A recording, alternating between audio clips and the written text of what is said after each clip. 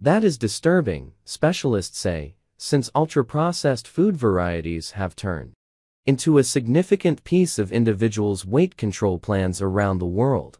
They represent 67% of the calories consumed by youngsters and teens in the US, for instance. However, many inquiries remain. What are ultra-processed food varieties precisely? What's more, serious areas of strength for how the proof that they're hurtful. We requested that specialists answer these and different inquiries. What are ultra-processed food sources? To investigate foods based on their processing, Dr. Monteiro and his partners fostered a food order framework called NOVA, named after the Portuguese and Latin words for new. Since then, researchers from all over the world have adopted it. The NOVA method divides foods into four groups: natural or insignificantly handled food sources, as new or frozen products of the soil, beans, lentils, meat, poultry, fish, eggs, milk, plain yogurt, rice, pasta, corn, dinner, flour, espresso, tea, and spices and flavors. Handled culinary fixings, like cooking oils, margarine, sugar, honey, vinegar, and salt.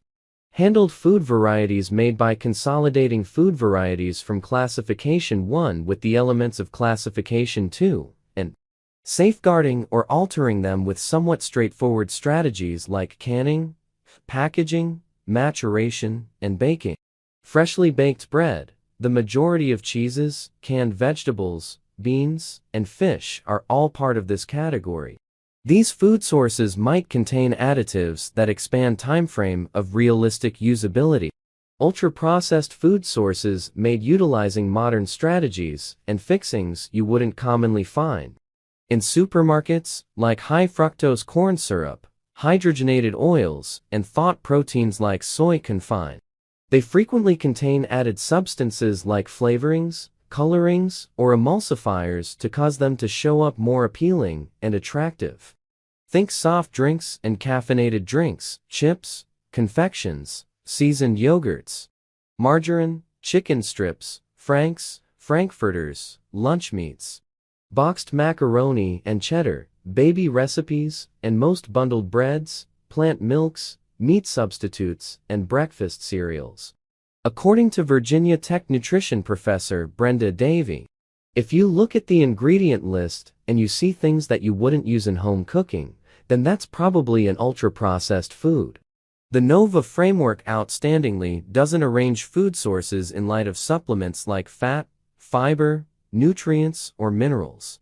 It's rationalist to sustenance, said Maya Vadavelu, an academic partner of nourishment at the College of Rhode Island. Because many UPFs, such as whole grain breads, flavored yogurts, and infant formulas, can provide valuable nutrients, Dr. Vadavelu said. Are ultra-processed food sources destructive? Most examination connecting UPFs to chronic weakness depends on observational investigations, in which scientists get some information about their eating regimens and afterward track their well-being over numerous years. In an enormous survey of studies that was distributed in 2024, researchers revealed that consuming UPFs was related with 32 medical conditions, with the most persuading proof for coronary illness-related passings, type 2 diabetes, and normal psychological wellness issues like nervousness and sadness. According to Josie Mermatai, an associate professor of nutrition at the Harvard T.H., such studies are valuable because they can look at large groups of people over the many years it can take for chronic health conditions to develop. The 2024 review included results from nearly 10 million people. School of Public Health at Chan. She added that the consistency of the connection among UPFs and medical problems expanded her certainty that there was a genuine issue with the food sources. Lauren O'Connor, nutrition scientist and epidemiologist who previously worked at the Department of Agriculture and the National Institutes of Health, stated that observational studies also have limitations. She stated that although there is a correlation between these foods and chronic diseases, UPFs do not directly contribute to poor health. Dr. O'Connor addressed whether it's useful to gathering such obviously unique food varieties, like Twinkies and breakfast grains, into one classification. Ultra-processed foods like soda and processed meats clearly pose more health risks than others. UPFs like seasoned yogurts and entire grain breads, then again, have been related with the decreased gamble of creating type 2 diabetes. Clinical preliminaries are expected to test assuming UPFs straightforwardly cause medical issues. Dr. O'Connor stated just a single such review, which was little and had a few impediments, has been finished, she said. In that 2019 study, 20 adults of various sizes lived for 4 weeks in a National Institutes of Health research hospital. For a considerable length of time, they ate principally natural or negligibly handled food varieties. And for an additional 14 days, they ate predominantly UPFs. The weight control plans had comparable measures of calories and supplements, and the members could eat however much they needed at every feast. During their 14 days on the ultra-processed diet, members acquired a normal of 2 pounds and consumed around 500 calories more each day than they did on the natural eating routine. During their experience on the natural eating routine, they shed around 2 pounds. That finding could assist with making sense of the connection between UPFs, heftiness, and other metabolic circumstances, said Kevin Corrider, a nourishment and digestion specialist at the Public Organizations of Well-Being who drove the preliminary. Be that as it may, the concentrate should be reproduced, which Dr. Corrider is currently doing. Now, what could make UPFs harmful?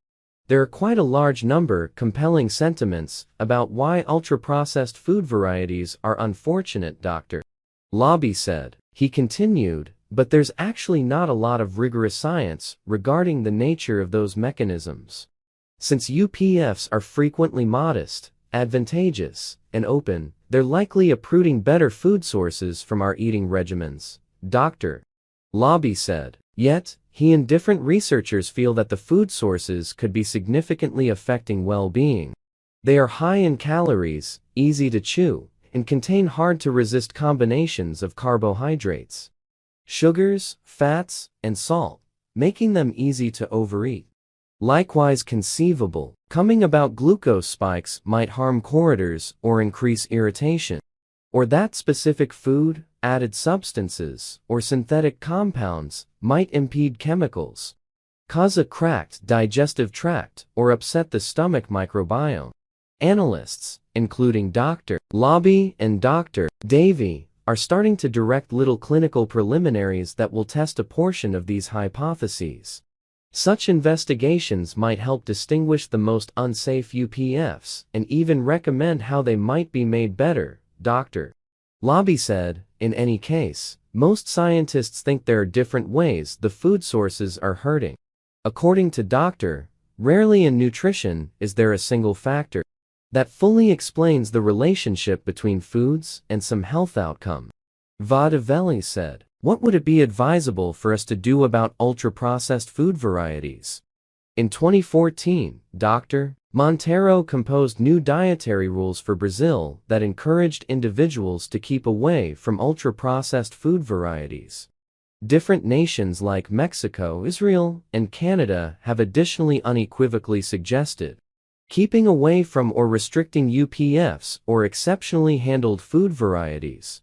The U.S. dietary rules contain no such counsel, yet a warning counsel is as of now investigating the proof on what UPFs might mean for weight gain, which could impact the 2025 rules. It's hard to tell some solution for UPFs in the U.S., where such a lot of food is. As of now, ultra-processed and individuals with lower earnings can be particularly reliant upon them, Dr. Lobby said. By the day's end, they are a significant wellspring of food, and food will be food, Dr. added Matai. We truly can't attack them, she said. While research proceeds, well-qualified conclusions vary on how individuals ought to move toward UPFs. Doctor, according to Montero, the safest course of action is to completely avoid them. For instance, you could substitute plain yogurt with fruit for flavored yogurt. Or you could purchase a fresh loaf of bread from a local bakery over packaged bread if you can afford it. Dr. Vadavello recommended a more safe system, zeroing in on restricting UPFs that don't give important supplements, similar to pop and treats. She additionally suggested eating more natural products, vegetables, entire grains, ultra-processed or not, vegetables, nuts, and seeds. Doctor, cook as much as you can at home with foods that have been minimally processed. Davy said. We can't really say much beyond that at this point, the team said.